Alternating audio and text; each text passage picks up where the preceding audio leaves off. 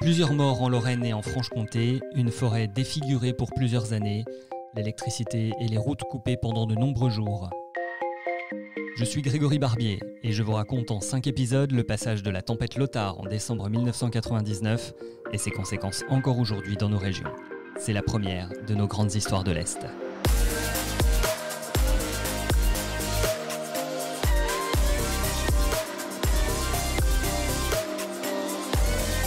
Épisode 5, les leçons de la tempête. Début janvier 2000, les stigmates de la tempête Lothar sont encore bien présents. Le président d'EDF vient à Nancy et dans les Vosges pour faire le point. Et il l'annonce déjà, l'entreprise va tirer les conséquences de l'événement. Car suite au passage de Lothar, il va falloir désormais reconstruire et s'interroger sur ses façons de faire. Un an plus tard, le bilan économique de la tempête 1999 pèse lourd. Un peu plus de 400 millions d'euros versés par les assurances rien qu'en Lorraine, auxquels on peut ajouter 1 million d'aides publiques pour les biens non assurés et 20 millions de subventions pour la filière bois. Mais il n'y a pas que l'argent, et tout le monde prend conscience que si une tempête de cette ampleur a pu souffler une fois, cela peut se reproduire. Alors on s'équipe et on s'organise, comme à EDF devenu depuis Enedis. 2 axes pour le fournisseur d'électricité, sécuriser ses lignes et dépanner plus vite en cas de coupure de courant. Au total, plus de 2 milliards d'euros ont été investis en 17 ans. 17 ans, c'est le temps d'installer des pylônes anti-cascade qui ne s'effondreront pas comme des dominos. Des liaisons de secours ont été mises en place aussi en cas de besoin. Le plus impressionnant, en tout cas dans l'appellation, c'est la création de la FIR, la Force d'intervention rapide électricité. 2500 spécialistes des réseaux, dont 250 en Lorraine, prêts à se mobiliser pour des missions d'urgence. Enedis veut aujourd'hui être rassurant. L'entreprise annonce que les délais d'intervention sont aujourd'hui 3,5 fois plus rapides qu'il y a 10 ans et de gros progrès techniques ont été réalisés avec notamment de l'automatisation. Et au pire, il y a toujours ces bons vieux groupes électrogènes. À Pagny-sur-Meuse, par exemple, 150 sont stockés par Enedis dans un hangar, mais prêts à servir. Le local a été inauguré fin 2019 par le directeur départemental. Au niveau de chaque région d'Enedis, on a un dispositif de crise qui est prêt, avec lequel on s'entraîne régulièrement pour que le jour J, on puisse faire face.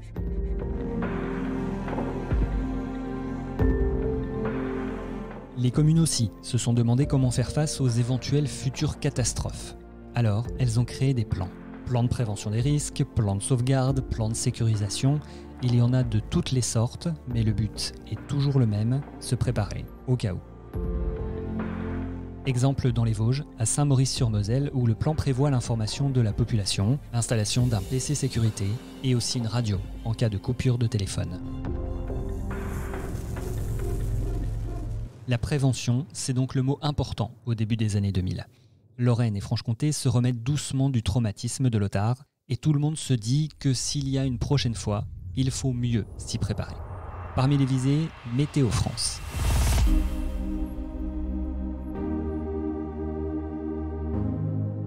« 20 ans plus tard, les prévisionnistes nuancent. Ils n'ont pas sous-estimé le phénomène, mais l'impact que le vent pouvait avoir. Désormais, vous recevez des alertes indiquant que votre département est en alerte orange ou rouge, que c'est à cause du vent ou de la pluie. Ça, c'est une conséquence et une leçon de la tempête de 1999. Mieux alerter la population. Depuis 2001, chaque jour, 2 cartes sont publiées et si le orange ou le rouge s'approche de chez vous, les préfectures sont vite alertées. Météo France a recréé la carte telle qu'elle aurait existé. En 1999, on aurait alors vu toute la moitié nord de la France en alerte rouge. L'organisme a aussi profité des évolutions technologiques. Il y a 20 ans, l'analyse était faite toutes les 24 heures. Désormais, une nouvelle prévision sort toutes les 6 heures. Le matériel aussi a changé. La précision des sondes mesurant la température, l'humidité et la force du vent n'ont plus rien à voir. Et ça risque de servir de plus en plus souvent. Si la tempête Lothar était une première, les coups de vent violents se sont multipliés ces dernières années.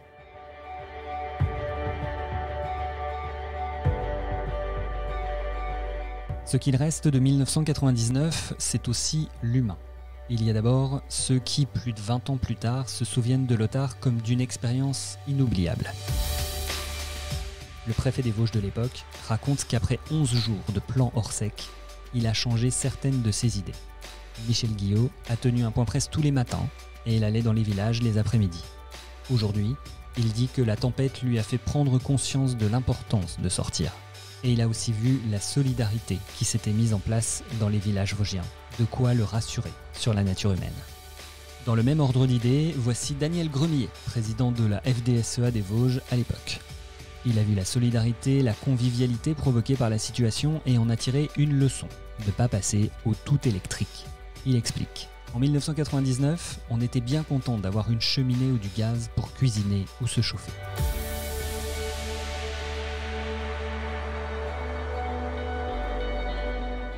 Les associations se sont aussi lancées dans la collecte de témoignages, quelques semaines après le passage de la tempête.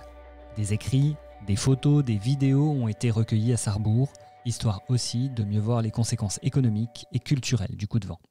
À Pont-à-Mousson, on a lancé l'opération Arbre mon ami au printemps 2000. Des arbres ont été plantés par les enfants, un bois pédagogique a été créé et une grande réflexion a été lancée sur ce que devait devenir la forêt. Car la leçon à tirer de la tempête est aussi celle de la gestion des espaces naturels.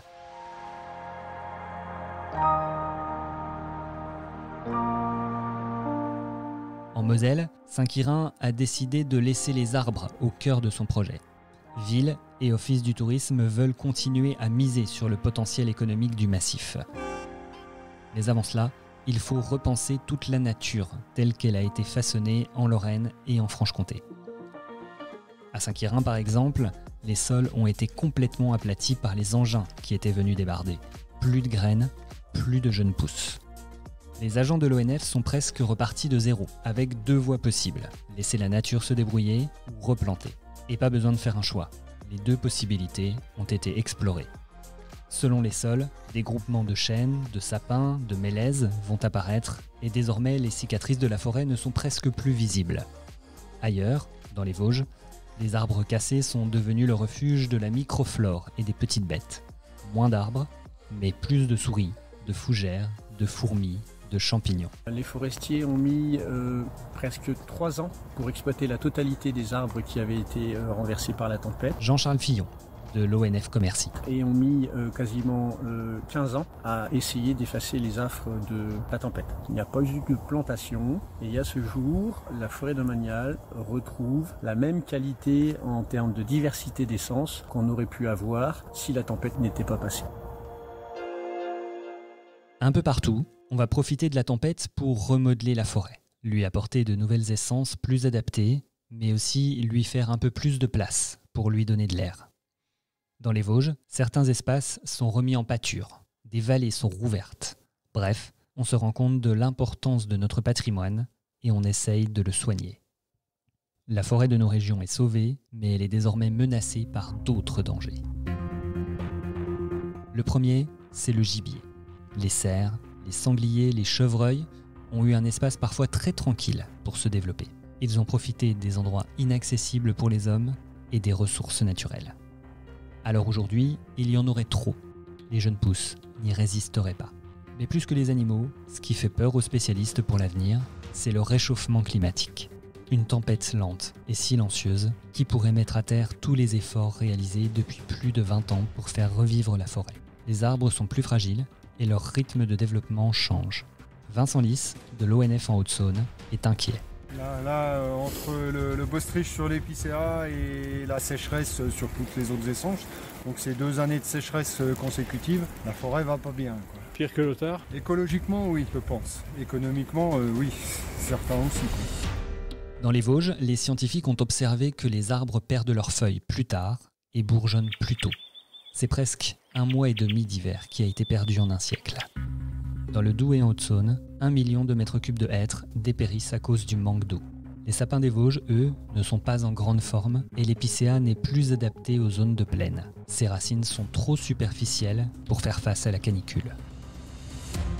Mais les arbres subissent aussi des attaques.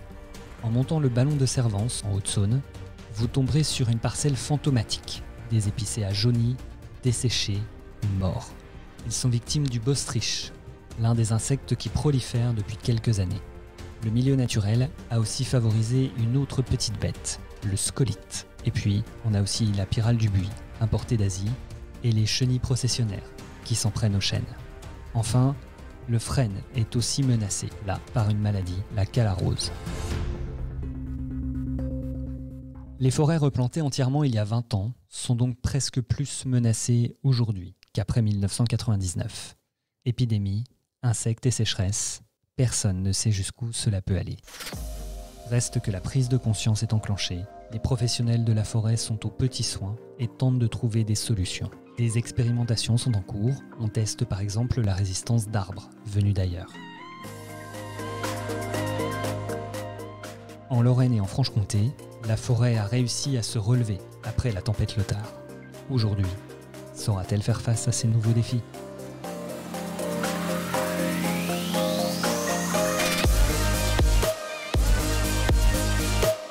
C'était le 5e et dernier épisode des Grandes Histoires de l'Est consacré à la tempête 1999.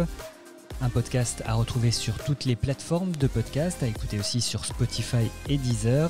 Vous pourrez retrouver les 4 premiers épisodes également sur nos sites internet. Merci à vous et rendez-vous très prochainement pour de nouvelles Grandes Histoires de l'Est.